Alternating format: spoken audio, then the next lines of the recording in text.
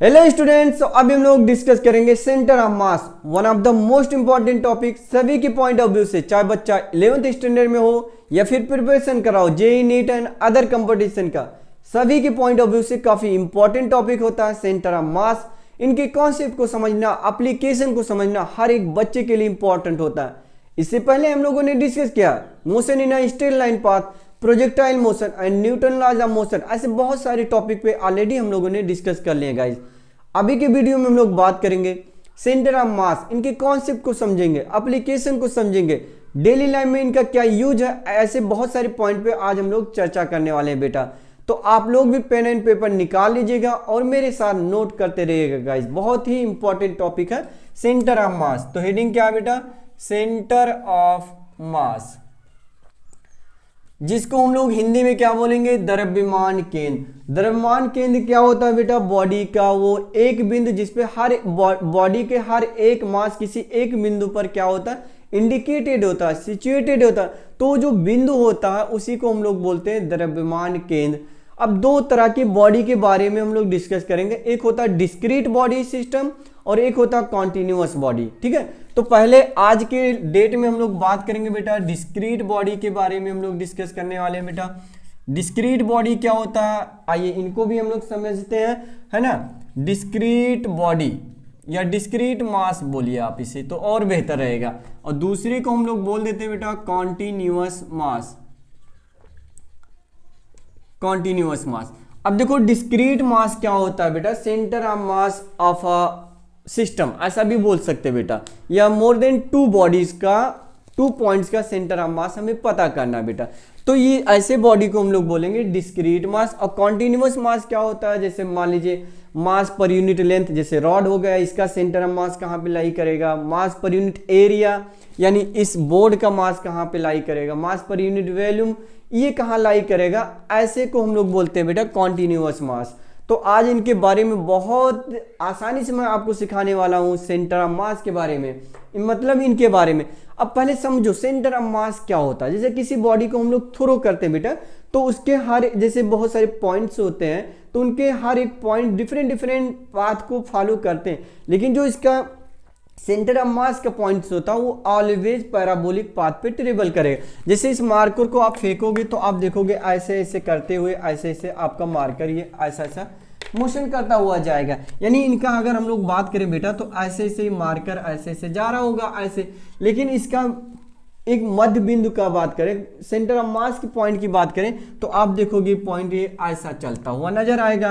यानी ये पाथ को हम लोग क्या बोलते हैं, पैराबोलिक पाथ बोलते हैं। तो इसके जो द्रव्यमान केंद्र का पॉइंट होता है बेटा, वो हमेशा किस पाथ पे ट्रेवल करता है, वो एक पैराबोलिक पाथ पे ट्रेवल करता है द्रव्यमान केंद्र। तो हर एक बॉडी के मास के बारे में तो डिस्कस नहीं कर सकते, उसके मोशन के बारे में एनालिसिस नहीं कर सकते, बहुत टिपिकल हो सकता है, लेकिन उसके केंद्र के बारे में हम लोग बात कर सकते हैं कि वो कैसे पाथ पे ट्रेवल करेगा, एक पैराबोलिक पाथ पे ट्रेवल करेगा बेटा। समझ पा रहे हैं। अब किसी बॉडी का सेंटर ऑफ मास फाइंड करने के लिए छोटा सा मैं फार्मूला आपके सामने रखना चाह रहा हूँ बेटा। जैसे सपोज करिए अपना एक सिस्टम है बेटा, ये एक्स एक्सिस मान लीजिए और इसे वाई एक्सिस मान लीजिए, ये एक अरेंजमेंट में बना दे रहा हूँ। ये सपोज करिए मास m1 है बेटा, ये मास m2 है, यहाँ पे मास m3 है, m4 है, ऐसे बहुत सारा मास है और इनका पोजीशन वेक्टर है बेटा r1 है यहाँ से, और इसका मान लो r2, यहाँ से मान लीजिए बेटा r4 और इसे r3, और ऐसे n भी होगा। तो इसका सेंटर ऑफ मास निकालने का सिंपल सा फार्मूला आप यूज करोगे बेटा, RCM is equal to m1 r1 m2 r2 m3 r3 dot dot dot mn और n और whole divided by total mass. Total mass क्या होता है भाई, mass is a scalar quantity, तो डायरेक्ट इसमें जोड़ दो m1 plus m2 m3 dot dot dot क्या बनेगा बेटा mn। तो एक सिस्टम का, यानी इस सिस्टम का द्रव्यमान केंद्र का लोकेशन पता करने के लिए सिंपल सा फार्मूला हम लोग यूज करेंगे बेटा, RCM is equal to m1 r1 plus m2 r2 plus m3 r3 and dot dot dot mn और n whole divided by total mass m1 plus m2 plus m3 dot dot dot mn। अभी देखो बेटा द्रव्यमान केंद्र क्या होता है, इसको अच्छे से आप समझने की कोशिश करेंगे बेटा। जैसे ये रॉड है, हमारे पास सपोज करिए ये मार्कर है बेटा, तो मार्कर का अगर सेंटर अगर यूनिफॉर्म होता, एक जैसा होता, तो इसका जो द्रव्यमान केंद्र है वो कहाँ लाई करता है, इसके मिड पॉइंट पे लाई करता है। देखो जैसे मान लीजिए हमने यहाँ पे किया तो मिड पॉइंट नहीं है, इधर इधर की तरफ हमने ज़्यादा किया। क्यों किया? क्योंकि इधर का बॉडी थोड़ा हैवी मेरे को दिख रहा है बेटा। तो सेंटर मास अगर वो एक रेगुलर शेप का बॉडी है अपना, है ना, तो उसका जो सेंटर ऑफ मास है वो ज्योमेट्रिकल सेंटर पे ऑलवेज लाई करेगा। जैसे एक यूनिफॉर्म रॉड है बेटा, सपोज पहले समझ लो आप, एक यूनिफॉर्म रॉड है तो इसका सेंटर ऑफ मास कहाँ पे लाई करेगा बेटा, यहाँ पे। अगर हम इसे ऐसे सपोज करें यहाँ पे रखते हैं ऐसा फंसा के, तो आप देखोगे ये बैलेंस रहेगा। इसका मतलब सेंटर ऑफ मास इस बॉडी का कहाँ पे लाई कर रहा, इसके मिड पॉइंट पे लाई करेगा सेंटर ऑफ मास। अगर रेगुलर शेप का बॉडी है तो उसका सेंटर ऑफ मास हमेशा उसके ज्योमेट्रिकल सेंटर पे लाई करेगा बेटा। जैसे सपोज करिए बेटा आपका डिस्क है, क्या है, डिस्क, तो इसका सेंटर ऑफ मास कहाँ पे लाई करेगा, इसके मिड पॉइंट पे सेंटर ऑफ मास लाई करेगा। और भी सपोज करिए ट्रायंगुलर प्लेट है, मान लीजिए ट्रायंगुलर प्लेट, तो इसका भी सेंटर ऑफ मास कहाँ पे लाई करेगा बेटा, इसके ज्योमेट्रिकल यानी इसका जो सेंट्रॉइड है यहाँ पे इसका सेंटर ऑफ मास लाई कर जाएगा बेटा। तो इसमें तो निकालने की कोई नीड ही नहीं है, उसका mid point he centre of मास उसका बन जाएगा बेटा। लेकिन अब समझो, जैसे आप देखेंगे कि जो सेंटर ऑफ मास है किसी बॉडी के इनसाइड भी लाई करता है, बॉडी के आउटसाइड भी लाई करता है। ऐसे मार्केट में बहुत सारी चीजें हैं जो सेंटर ऑफ मास को डिफाइन करते हैं बेटा। जैसे आपने देखा होगा सर्कस, सर्कस में आप देखते होंगे जो बच्चा रस्सी पे चलता हुआ नजर आता है, आप देखते होंगे वो अपने हैंड में कुछ बैलेंस करने के लिए रहता है, यानी एक सपोज करिए डंडा ले करके दोनों तरफ छोटा छोटा मास हैंग करा लेता है ताकि उसका जो सेंटर ऑफ मास है उसके पैर के नीचे आ जाए। तो जब पैर के नीचे सेंटर ऑफ मास आ जाता है तो बैलेंस रहता है, ना इधर पलटेगा ना उधर पलटेगा। कभी कभी देखे होंगे आपने उस रोप पे रस्सी हुई साइकिल चलाते हुए लोग गुजर जाते हैं क्योंकि वो एक बड़ा सा हैवी सा पत्थर बांध के नीचे लटका रखे होते हैं, या सब कुछ करिए अपने ऊपर ही लटका रहते, तो सेंटर ऑफ मास उसी से लाई करता, तो कभी नहीं बैलेंस होगा। जैसे सपोज करिए मैं यहाँ पे खड़ा हूँ, अगर मैं एक पैर मान लीजिए उठाना भी चाहूँ तो देखिए मैं बैलेंस हूँ, लेकिन आप क्या देख पा रहे हो, मैं अपनी बॉडी को हल्का सा शिफ्ट कर रहा हूँ, क्योंकि जब भी सेंटर ऑफ मास आपके बेस से पास होगा तो कभी भी रोटेट नहीं होगा। जैसे आप बहुत सारी बिल्डिंग देखे होंगे, जैसे लीनिंग टावर ऑफ पीसा, वो भी आप देखे होंगे टेढ़ा सा। पहले समझो आप, जैसे सपोज करिए हमारे पास एक बॉडी है बेटा, ये देखिए एक बॉडी है और ये ऐसा है, और ये बॉडी मैं बना ले रहा हूँ बेटा, ये ऐसा सपोज करिए हमारे पास ऐसा बॉडी है, ऐसा ये टेढ़ा सा बॉडी है बेटा। तो इसका जो सेंटर ऑफ मास है यहाँ पे लाई है, तो इसका सेंटर ऑफ मास कहाँ से लाई कर रहा बेटा, इसके बेस से लाई कर रहा। देखो इसका सेंटर ऑफ मास इधर से लाई कर रहा, तो जब भी बेस से सेंटर ऑफ मास लाई करेगा तो ये टर्न नहीं करेगा, यानी सेंस ऑफ रोटेशन नहीं आएगा। अगर ये कैसा, अगर इसके बेस से सेंटर ऑफ मास पास हो रहा बेटा तो कभी भी बैलेंस रहेगा, कभी भी पलटेगा नहीं। तो ये कहानी तो हमारे सामने हो रहा है। देखो जैसे सपोज करिए हम लोग हैंग करेंगे, ऐसा हैंग करें तो अभी मैं ऐसे हूं तो सेंटर ऑफ मास मेरे पैर के नीचे से पास हो रहा, लेकिन जब हम लोग ऐसे करेंगे बेटा तो सेंटर ऑफ मास बाहर जाएगा, तो मेरे को आगे की तरफ झुकना पड़ेगा बेटा, सेंटर ऑफ मास क्योंकि बाहर जाएगा तो स्टेबिलिटी आगे शिफ्ट हो जाएगी ना भाई। जैसे यहाँ पे समझो आप, जैसे ये देखो ये ऐसा हमने बना है और ये आपका बेटा ये ऐसा है, और ये आपका सपोज करिए ये ऐसा, मान लीजिए ऐसा रफली हम लोग सीख ले रहे हैं बेटा। ये देखो ये ऐसा हमारा बॉडी, ये ऐसा। अभी जो इसका सेंटर ऑफ मास है बेटा, सपोज करिए थोड़ा और मैं इसको ऐसा बनाता हूं, ये देखो ऐसा, और ये पॉइंट मैं यहां पे दिखाता हूं बेटा। अभी देखिए इसका सेंटर ऑफ मास कहां से, बेस से थोड़ा हटा नहीं हटा, ये देखिए ये बेस है इसका, अब बेस से बाहर लाई कर गया, इसका सेंटर ऑफ मास जो है बेस से लाई कर रहा, बेस के आउटसाइड लाई कर रहा, तो ये आप देखोगे इधर की साइड में गिर जाएगा, लेकिन ये अभी नहीं गिरेगा क्योंकि इसका सेंटर ऑफ मास उसके बेस से पास हो रहा, तो इसकी स्टेबिलिटी बढ़ जाएगी ना। समझ पा रहे हैं? तो सेंटर ऑफ मास आप समझ पा रहे होंगे, तो सेंटर ऑफ मास को भी हम लोग शिफ्ट करा सकते हैं। Centre of mass can be shifted, है ना, टूवर्ड्स हैवियर बॉडी। अगर बॉडी हैवी होगा तो उधर शिफ्ट कर जाएगा। जैसे और भी एग्जांपल समझ लो पहले बेटा, डेली लाइफ के बहुत सारे एग्जांपल, जैसे अभी हम लोगों ने बात किया कि अगर ये लीनिंग टावर ऑफ पीसा की बात करें बेटा, तो आप देखते होंगे ये ऐसे थोड़ा सा टेढ़ा होता है, देखते रहिए ऐसा, सपोज करिए ऐसा। ये देखिए ये बिल्डिंग की अगर हम लोग बात करें, ये टावर की बात करें बेटा, तो टावर देखिए ऐसा, ये टावर आपका टेढ़ा सा क्यों नहीं गिर रहा है भाई? क्योंकि आप देखे होंगे इसके 2-3 फ्लोर तक सॉलिड रखा गया है, बेस को हैवी किया गया है, तो centre of mass heavy body की तरफ शिफ्ट हो जाता है भाई। तो अगर मान लीजिए 2 फ्लोर तक एकदम सॉलिड कर लिया गया, ये सॉलिड कर लिया, तो सेंटर ऑफ मास इसका सपोज करो बाहर था, बाहर ना आकर के अब इसके बेस से पास होगा, तो जब भी सेंटर ऑफ मास बेस से पास होगा तो बॉडी की स्टेबिलिटी बढ़ जाएगी। समझ पा रहे हैं? तो ऐसे हम किसी बॉडी की स्टेबिलिटी भी हम लोग बढ़ा सकते हैं बेटा। तो और भी जैसे बहुत छोटे छोटे पॉइंट्स हैं, जैसे इसकी बात करें हम लोग, तो इसकी सेंटर ऑफ मास कहाँ पे लाई करेगा, तो इसका सेंटर ऑफ मास देखो, देखिए यहाँ कहीं ऊपर की तरफ है, तो ये देखो अभी नहीं है, तो इसके नीचे ही होना चाहिए। तो हम लोग क्या करते हैं इसको समझने के लिए, एक हैवी बॉडी से हैंग करके यहाँ लटका देते हैं, तो सेंटर ऑफ मास शिफ्ट हो जाता है हैवी बॉडी की तरफ, फिर इसको जब हम लोग रखेंगे तो इजीली हैंग करता रहेगा हाथ पे बेटा। तो सेंटर ऑफ मास हम अपने हिसाब से आगे पीछे कर सकते हैं, शिफ्ट कर सकते हैं। आपने देखा होगा कि जो रेसिंग गाड़ी होती है, रेसिंग गाड़ी में आप देखे होंगे बेटा, जैसे ये सपोज करिए हमारे पास 2 तरह की गाड़ी है, एक छोटा सा सपोज करिए ये हमने बना लिया बेटा, ये देखिए एक ये गाड़ी हमने बनाया, और दूसरा गाड़ी आपका बेटा ये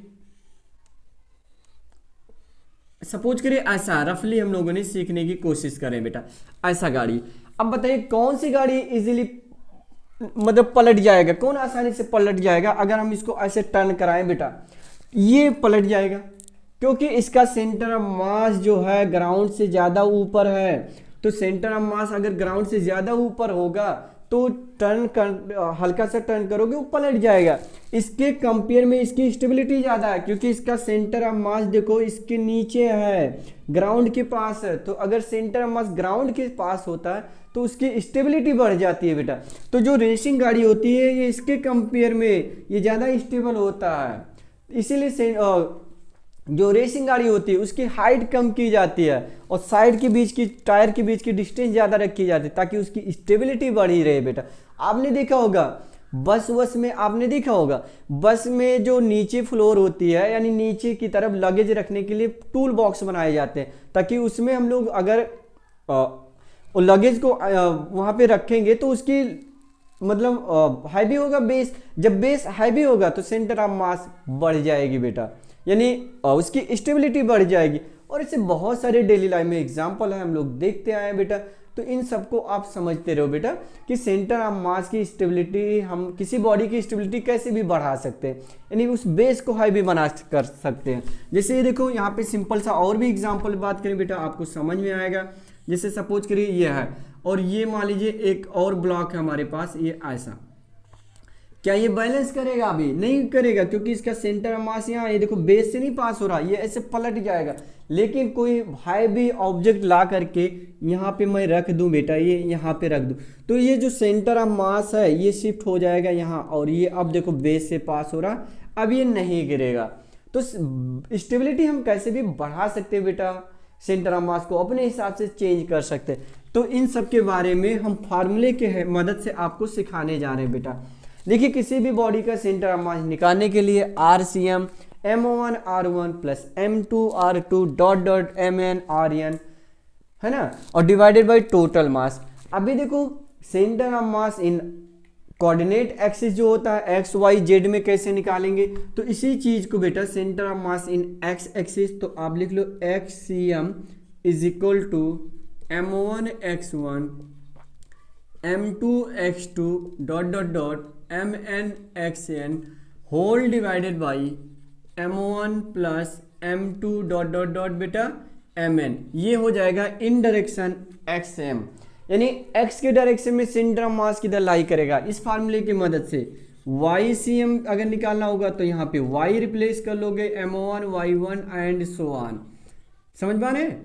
Y1 whole divided by M1 M2, समझ में आ रहा है ना वो? समझ में आ रहा होगा बेटा आप लोग को, बहुत आसान तरीके से समझ पा रहे होंगे। तो सेंटर ऑफ मास के लिए y में ही हो जाएगा। अगर अपन को z में निकालना होगा तो बोलो, आप भी बोलते रहो बेटा, m2z2। आई होप आप लोग बहुत अच्छे से समझ पा रहे होंगे टॉपिक को, क्योंकि थोड़ा अभी तो आसान लग रहा है हम लोग को, इजीली हम लोग इसको समझ सकते हैं। तो देखो ZCM इसके लिए निकालने के लिए तो ये फार्मूला यूज करेंगे, x में चाहिए तो ये यूज कर लेंगे, y में चाहिए ये यूज कर ले रहे हैं बेटा। अब चलिए छोटे छोटे एग्जाम्पल से मैं आपको सिखाता हूँ कि सेंटर ऑफ मास कैसे निकालेंगे इन सब बॉडी के लिए। बेटा आप इसको नोट कर लो अच्छे से, ठीक है। सेंटर ऑफ मास क्वेश्चन यहाँ पे बेटा, find centre of mass of the system. अभी मैं सिस्टम आपको बना के दे रहा हूं बेटा। फाइंड सिस्टम का द्रव्यमान केंद्र पता करना। तो ये सपोज करिए ए स्क्वायर है बेटा, यहाँ पे मास है m, ये 2m, 3m and 4m। Question ये है फाइंड सेंटर ऑफ मास, इसका द्रव्यमान केंद्र बताना बेटा। तो द्रव्यमान केंद्र बताने के लिए आप किसी को भी ओरिजिन मान लो, आपकी चॉइस है बेटा, किसी को भी मान लो, ठीक है। क्या मानना है? ओरिजिन मान लो। तो सपोज करिए मैं यहाँ पे मान ले रहा हूँ बेटा, ये आपका ओरिजिन होगा और ये बनेगा x एक्सिस और ये आपका हो जाएगा y एक्सिस। क्या बनेगा? y एक्सिस हो जाएगा बेटा। अगर इस स्क्वायर का साइड a है तो ये मान लो a हो गया, तो हर एक साइड a होगा, इतना हर बच्चे को पता होता है। तो इसके कोऑर्डिनेट क्या लिखेंगे? 0, और इसके कोऑर्डिनेट क्या लिखोगे? कोऑर्डिनेट देखो बेटा, इधर a देखो a, तो इसके कोऑर्डिनेट a, 0, इसके क्या बनेंगे? a, a। अरे नहीं समझे, समझ में आ रहा होगा ना। तो देखो भाई a और a, तो इसके a, a, इसके कोऑर्डिनेट कितना लिखेंगे? 0, a। सब बच्चे को पता होता है, LKG वाले को पता हो जाएगा कोऑर्डिनेट लिखना। हाँ एक बार सिखाया जाए तो देखो भाई सिंपल सा रूल लगाते हैं हम लोग। सेंटर ऑफ मास पता करना है, अगर इसका सेंटर ऑफ मास देखा जाए तो कहाँ लाई करेगा? तो एक्स एंड वाई प्लेन की ही बात हो रही, तो एक्स एंड वाई का यूज करना हमें। तो एक्स एक्सिस वाई, तो एक्स में हम लोग पता कर लेते हैं कि इसका एक्स डायरेक्शन में सेंटर ऑफ मास क्या होगा। तो क्या लिखाया फार्मूला बेटा? m1 x1 m2 x2 m कितना लिखोगे? 4x4, 4 ही है ना, तो 4 के बारे में लिख लो, तो m4। तो चलो भाई m1 m इंटू कितना बेटा? 0। ये देखो इसका x कोऑर्डिनेट ना 0, इसका मास कितना भाई? 2m इंटू ये कितना बेटा? तो ये a है, प्लस इसका मास कितना है? 3m। तो यहाँ पे आप लिखोगे बेटा 3m इंटू कोऑर्डिनेट भी देखते रहो a, और प्लस इसका मास है भाई 4m और x है 0, और टोटल मास कितना बनेगा? m2m। तो कितना हो गया? 3, 6 और ये 4 मिलाकर के 10 हो गए। कितने हो गए बेटा? 10 मास हो गए। तो टोटल हो गया 10m। ऊपर देखो 2, 5, अरे यार छोटा सा देखो, 2m में और 3m में मिलके 5m में हो जाते हैं। तो 5ma divided by 10m, m मर गया, 5, 5, 2 यानी a/2। तो इसका x में कितना मिला? a/2। ऐसे YCM आइए देखते हैं हम लोग, YCM। तो YCM क्या मिलेगा बेटा? डायरेक्ट हम लोग यूज करने जा रहे हैं, तो m into 0 plus 2m into 0, 2m into 0 plus 3m into a और plus 4m into a whole divided by 10m। इधर देखो ये दोनों के तो 0 हो गए, 3 और 4 7 होते हैं, तो 7m में डिवाइडेड बाई 10m। तो m कट जाएगा बेटा, तो 7a/10 आ जाएगा। और वो ऐसे भी दिख रहा था बेटा, अगर ये देखो, अगर हम लोग ऐसे डिवाइड कर ले, कैसे? ये देखो x में ऐसे अगर हम लोग डिवाइड करें तो, और इधर भी डिवाइड करें तो देखो x में कितना मिला है? a/2। तो x में कितना चलना पड़ा? a/2। और इधर भी देखो 4m और m कितने मास हो गए? 5, और इधर भी 3 और 2 5, तो 5 उधर है 5 इधर है, इसका मतलब बीचों बीच में लाई करना चाहिए था। तो x तो मिल ही रहा है, x के कोऑर्डिनेट a/2, लेकिन y देखो बेटा 7/10, यानी 0.5 से ऊपर, यानी ये जो है इससे थोड़ा ऊपर इसकी तरफ शिफ्ट करेगा। और करना भी चाहिए था, इधर 4 और 3 7 मास है और इधर 3 ही मास है, यानी सेंटर ऑफ मास का लोकेशन ये बनेगा, ये ना बन के वो ऊपर वाला पॉइंट बनेगा, ये सेंटर ऑफ मास का एग्जैक्ट लोकेशन। तो इसके पॉइंट्स लिखेंगे बेटा a,2 7a/10, ये सेंटर ऑफ मास बन जाएगा। तो इसी फार्मूले के मदद से हम लोग डिस्क्रीट मास के सेंटर ऑफ मास की लोकेशन बता सकते हैं, पॉइंट बता सकते हैं, इजीली बता सकते हैं बेटा। तो आपको समझ में आ रहा होगा कितना आसान है ये सारे टॉपिक को समझना। लेकिन अभी तो और भी टॉपिक तो बात ही करना, अभी तो हम लोग छोटे छोटे पॉइंट्स के बारे में बात करते हैं बेटा, ठीक है। तो चलिए एक और क्वेश्चन के साथ हम लोग पेश आते हैं आपके सामने बेटा। चलिए देखिएगा, जैसे सपोज करिए इसका भी हमें सेंटर ऑफ मास बताना है। ये आपका इक्विलैटरल ट्रायंगल है, ये ऐसा इक्विलैटरल ट्रायंगल है। मास मान ले रहे हैं बेटा, इसका मास जो है m है, इसका 2m और इसका कितना मान लो 3m मान लीजिए। साइड a है, साइड कितना बनेगा बेटा, इक्विलैटरल ट्रायंगल है तो ये भी a मान लो और a भी आप a मान लो और इसको भी आप क्या मान लो बेटा a। तो साइड कितना है इसका a आपने मान लिया, तो इसका भी कह रहा है द्रव्यमान केंद्र। तो अभी हमने आपको बताया किसी भी बिंदु को आप ओरिजिन मान लो, तो ये मान लीजिए x एक्सिस बनेगा और ये क्या बनेगा बेटा y एक्सिस। इसके कोऑर्डिनेट तो हो गए आपके 0,0, इसकी तो आसानी है a,0। इसके क्या बनेंगे बोलो। अभी देखो इसके कोऑर्डिनेट अगर हम लोग लिखना चाहें बेटा, तो देखो ये a है, ये टोटल a है, तो ये कितना बनेगा a/2, तो इसके a/2 और y कोऑर्डिनेट ये हमें नहीं मालूम है। तो सपोज करिए बेटा ये कितना डिग्री होता है, इक्विलैटरल है तो 60 डिग्री। तो चलो मान लीजिए हम लोग निकालें बेटा साइन 60 डिग्री, तो साइन थीटा होता है लंब बटे कर्ण, यानी opposite upon hypotenuse, opposite upon hypotenuse, तो अपोजिट अपॉन हाइपोटेनियस। तो साइन 60 की वैल्यू होता है √3/2। अब y/a, तो y देख भाई y कितना मिला 3/2 इंटू a, तो y की वैल्यू मिल जाएगी √3/2 इंटू a। तो इसके कोऑर्डिनेट लिख लो आराम से चुपके से √3/2 इंटू a। तो ये तो बिंदु मिल गया, लोकेशन मिल गया हमें, वर्टेक्स के मिला हमें, वर्टेक्स के जस्ट, ठीक है। तो ये देखो अब हमें निकालना बेटा x and y coordinate.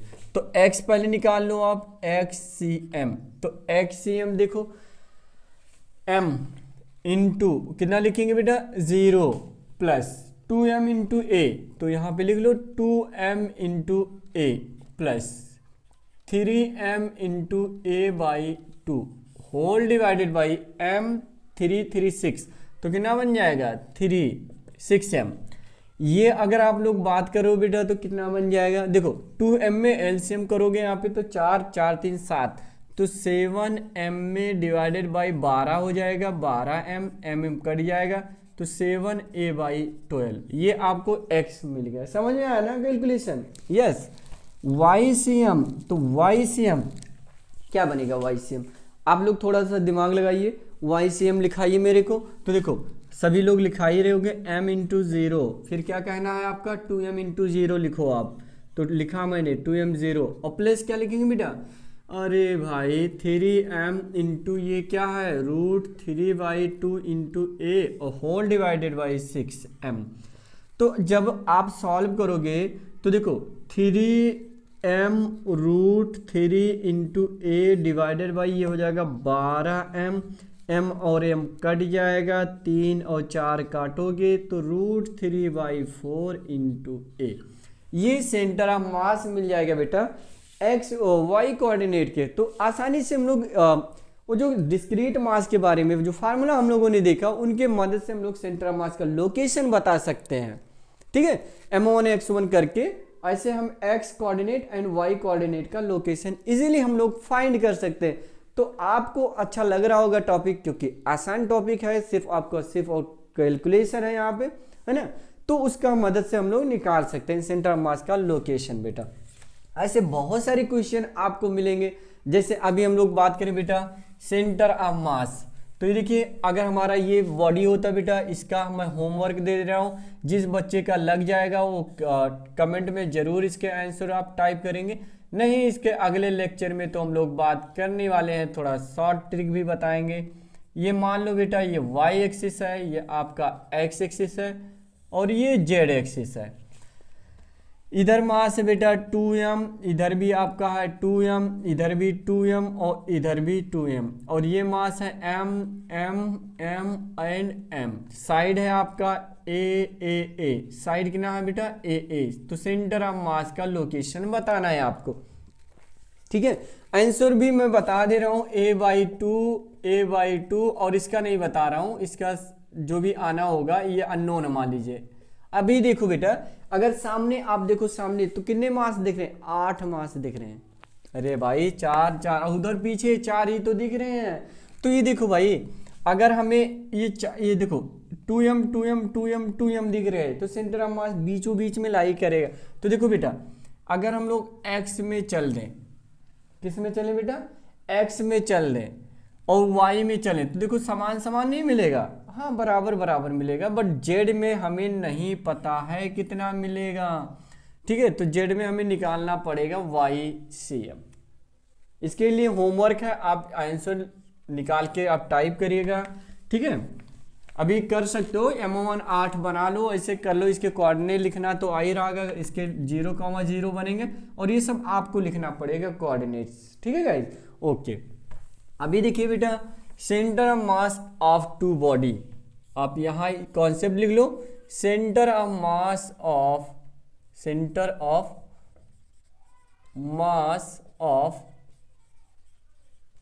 To body, centre of mass of two body. तो टू बॉडीज क्या होता है, जैसे M1 एंड M2 हम लोगों ने कंसीडर किया, इसके कॉन्सेप्ट समझने की कोशिश करेगा बेटा। ये देखो हमने मान लिया M1 और ये दूसरी जो बॉडी है इससे हमने क्या बोला M2, इनके बीच की जो डिस्टेंस है बेटा मान लिया कितना है D है। क्वेश्चन पूछा जा रहा है कि सेंटर ऑफ मास का लोकेशन बताइए, तो सेंटर ऑफ मास का लोकेशन हम लोग आसानी से बता सकते। क्या मैंने सिखाया, मैंने बताया कि किसी भी पॉइंट्स को आप ओरिजिन मान लो आप, तो चलो मान लेते हैं बेटा ये जो मास है M1 सपोज करिए ओरिजिन पे रखा बेटा, ये x एक्सिस है, ये मान लीजिए y एक्सिस है, तो इसके कोऑर्डिनेट क्या लिखेंगे 0,0, इसके क्या लिखोगे d,0, इसके d,0 बनेंगे, उसके 0,0 बनेंगे, इसमें तो कोई डाउट नहीं है। चलो अभी देखो इसका सेंटर ऑफ मास की अगर हम लोग बात करें तो सिर्फ x एक्सिस पे रखा हुआ मास है, तो उसका जो सेंटर ऑफ मास बनेगा सिर्फ और सिर्फ x डायरेक्शन में बनेगा, y में क्यों बनेगा भाई, y में हाँ उतना हाई नेग्लिजिबल किया जा रहा है, तो x में निकाल लेते हैं हम लोग, तो centre of mass in XCM। तो ध्यान देना बेटा अभी देखो ये 0 है, तो M1 into 0 plus M2 into D बटे M1 प्लस M2, तो आपको दिख रहा होगा बेटा M2 into D divided by M1 plus M2। क्या मिला हम लोग को M1 प्लस M2, यहाँ पे ये वैल्यू मिल गई, यानी सेंटर ऑफ मास जो ये बॉडी है बेटा, जैसे ये अभी हम लोगों ने बात किया कि ये जो बॉडी है ये M1 है और ये क्या है आपका ये M2 है, इनके बीच की डिस्टेंस कितना था D था, तो सेंटर ऑफ मास जो है यहाँ से ये देखो यहाँ से कितने डिस्टेंस पे लाई करा, ये देखो यहाँ से कितने डिस्टेंस पे, यानी M2D divided by M1 plus M2। लेकिन अगर हम लोग इधर से निकालते M2 से निकालते तो इसका यहाँ पे क्या आता है, अब सिंपल सा कॉमन सेंस लगा करके आप बताओ M1 प्लस M2 आपको मिल जाएगा, नहीं मिलेगा तो मिल जाएगा भाई। देखो जब हम लोग M1 से निकाले थे तो ऊपर M2 आया, यानी इधर वाला मास आ गया M2D upon M1 plus M2। अरे जब इधर से निकालोगे तो M1 इधर आ जाएगा, M1D upon M1 plus M2। कितनी आसानी से आप बता दे रहे हो। अब ध्यान दो बेटा, अगर इसमें हम लोग मान लीजिए ये डिस्टेंस जो है आपका R1 है और ये R2 है, ये जो डिस्टेंस आपने निकाला ये R1 है वो R2 है।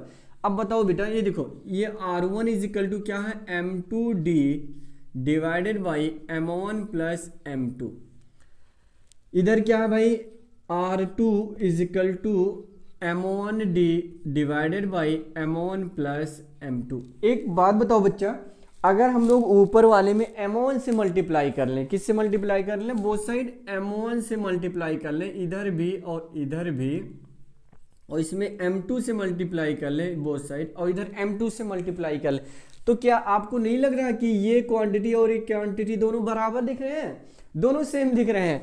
इसका मतलब क्या लिख सकते हैं हम लोग कि इसलिए m1r1 और बराबर क्या मिलेगा, m2r2, m1 बराबर मतलब m1r1 is equal to m2r2। इसी से तो समझ में आ रहा है कि जो सेंटर ऑफ मास है always shifted towards the heavier body, जो द्रव्यमान केंद्र है वो हमेशा हैवी भारी बॉडी की तरफ क्या कर जाएगा, मूव कर जाएगा, शिफ्ट हो जाएगा। अगर देखो भाई यहाँ पे अगर ध्यान से देख पा रहे होंगे तो देखो m1 अपान m2 जो है वो r2 अपान r1 है। क्या है बेटा, r2 अपान r1 मिलेगा। अगर ये डिस्टेंस ज्यादा होगा तो ये चीज कम होगा, मास कम होगा। अगर मास ये ज्यादा होगा तो ये चीज कम होगा। नहीं समझ पा रहे हैं, यानी मास क्या दिख रहा है आपको, मास इनवर्सली प्रोपोर्शनल टू डिस्टेंस है। अगर ये डिस्टेंस ज्यादा होगा तो मास कम होगी, मास कम होगा तो डिस्टेंस ज्यादा होगी, सिंपल सी बात है। तो इस चीज को आप समझिएगा। क्वेश्चन अभी मैं देता हूं, इसके सारे इस पे मैं क्वेश्चन देता हूं, तो ये चीज आपको याद रखना है बेटा, m1r1 is equal to m2r2। ठीक है, आइए एक छोटा सा क्वेश्चन करते हैं, इसको नोट कर लीजिएगा, टू बॉडी सिस्टम का। तो इसके जो कोऑर्डिनेट लिखना चाह रहे हो तो आप लिख सकते हो बेटा 0 m2d अपान m1r2 और कॉमा 0। अगर इधर से निकालेंगे तो वही चीज दूसरी बात में हम लोग लिख लेंगे। ठीक है, आइए जैसे सपोज करिए बेटा, ये मान लीजिए हमारा एक बॉडी है, ये 2 kg का है, और ये जो बॉडी है ये है 4 kg का, और डिस्टेंस इनके बीच का है बेटा 8 मीटर। कितना है, 8 मीटर। क्वेश्चन क्या है अपना कि सेंटर ऑफ मास का लोकेशन बताइए, सेंटर ऑफ मास का लोकेशन। तो सपोज करिए मैं यहां से बताना चाह रहा हूं बेटा, यहां से। तो अभी अभी हमने आपको क्या बताया बेटा, r1 क्या होता है ये, अरे जब यहां से निकालोगे, यानी मैं मान लिया यहां से r1 होगा सेंटर ऑफ मास, तो r1 इज इक्वल टू क्या होगा, m2, ये देखो m2d, यानी 4 × 8 डिवाइडेड बाई कितना बनेगा, 6। कितना बनेगा बेटा, 6। तो आप बताओ बेटा, एक सेकंड, 4, हाँ 6, कितना बन जाएगा बेटा, 4 और 2 6, तो 8 चौक 32, यानी 32 6, तो कितना आ जाएगा 16/3, यानी इतना मीटर मिल जाएगा सेंटर ऑफ मास का लोकेशन। इधर से 16/3 मिला, तो इधर से कितना मिल रहा होगा आप बताओ, हैवी बॉडी ये है ना, तो वो ज्यादा डिस्टेंस होनी चाहिए, 16/3 है, कितना मिलना चाहिए, निकाल लो ना। मान लो R2 में निकालना चाह रहा हूं, R2, तो 2 × 8 डिवाइडेड बाई 6, तो आ जाएगा बेटा 3, 8/3, 8/3। इसका मतलब यहाँ पे 5 पॉइंट समथिंग मिल रहा है, 5.33, और यहाँ पे कितना मिल रहा है, 2.66 मिल रहा है। समझ में आ रहे हैं। तो ये देखो यहाँ से डिस्टेंस ज़्यादा और इधर से डिस्टेंस कम है, तो आपको लग नहीं रहा कि जो सेंटर मास है वो हैवी बॉडी की तरफ क्या कर जाएगा, शिफ्ट कर जाएगा। तो चलो खैर, बस आज की वीडियो में इतना ही बात करते हैं बेटा। कल हम लोग मिलते हैं इसके कुछ और बेहतरीन क्वेश्चन के साथ मैं पेश आऊँगा, और कॉन्टिन्यूअस बॉडी के बारे में हम लोग डिस्कस करेंगे। तो आप लोग डेली मेरे साथ लाइव में भी जुड़िए। हम लोग 6 बजे शाम को डेली लाइव आते हैं, जिसमें आपके प्रॉपर टॉपिक डिस्कस किए जाते हैं बेटा। आप मैक्सिमम शेयर एंड सब्सक्राइब करिए अपने फ्रेंड के साथ। तो चलिए मिलते हैं नेक्स्ट वीडियो में। Thanks you, bye bye, best of luck.